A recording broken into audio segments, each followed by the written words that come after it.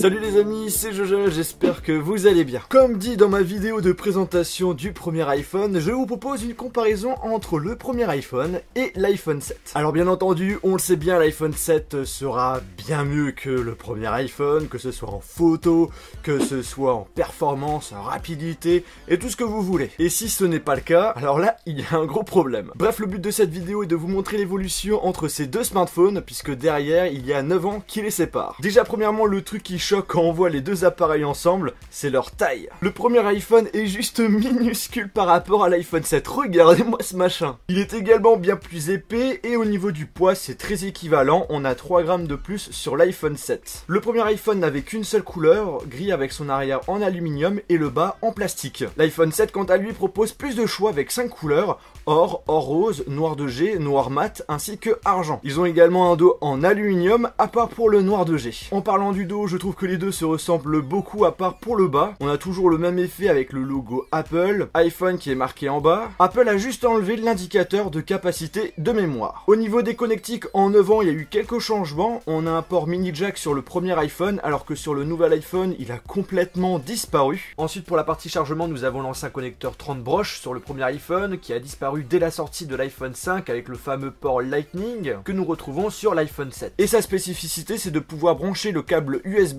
dans n'importe quel sens sur le smartphone. C'est un truc tout con, mais franchement, ça m'a changé la vie. Et je suis bien content que les concurrents ont fait pareil, et notamment avec l'USB Type C. En avant, nous avons toujours les mêmes boutons sur les côtés, volume, mode silencieux et le bouton power. Seul changement ici, le bouton est situé en haut sur le premier iPhone, alors que sur le 7 et depuis l'iPhone 6, il est à droite. Sinon, devant ces deux appareils, à part la caméra frontale qui n'est pas présente sur le premier iPhone, parce que oui, c'était pas possible de faire des selfies, à part si on le tournait pour faire la photo, mais c'est pas très pratique. Sinon, après, le devant sur ces deux smartphones se ressemble beaucoup, avec toujours le haut-parleur en haut et le bouton Home qui est en bas. Bien entendu, il y a quelques améliorations, on a un son stéréo sur l'iPhone 7 et un bouton Home différent. Déjà, au niveau du toucher, il fait plus penser à un mini trackpad, et surtout le fait qu'il est équipé d'un capteur permettant de déverrouiller votre iPhone avec sécurité avec votre doigt, ou encore par exemple on peut faire des achats sécurisés sur l'App Store. Sinon après vous avez sur l'iPhone 7 une certification contre la poussière mais également contre les accidents dus à l'eau. En ce qui concerne l'écran, on a monté d'un cran, déjà au niveau de la taille, 3,5 pouces sur le premier iPhone, 4,7 pouces sur l'iPhone 7, 5,5 pouces pour l'iPhone 7 Plus,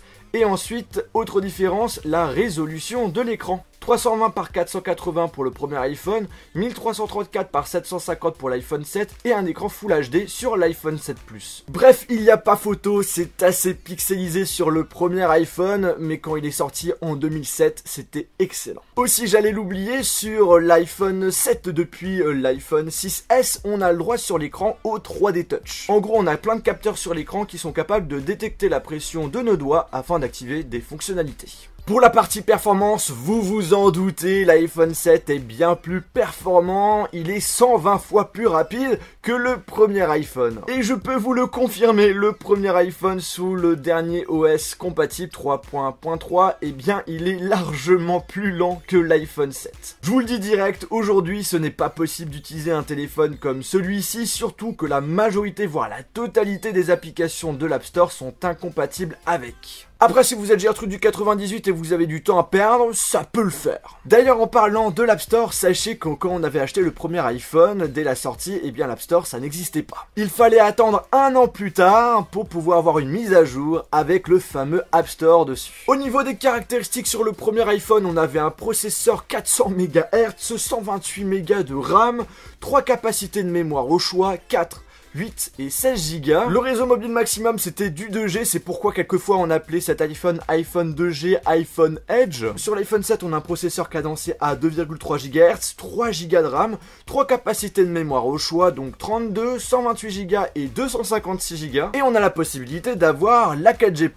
Bref, on voit qu'il y a quand même des gros changements entre le premier iPhone et l'iPhone 7. Heureusement. Mais en 9 ans, Apple a toujours été fermé pour proposer la possibilité de rajouter une carte mémoire afin d'augmenter le stockage. On passe ensuite à la partie photo. Comme je l'avais dit sur le premier, on n'a pas de caméra frontale. Par contre, il est bien équipé d'un appareil photo à l'arrière. 2 mégapixels pour le premier iPhone et 12 mégapixels pour l'iPhone 7. Pour la petite info, sur le premier iPhone, il est impossible de faire soi-même sa mise au point.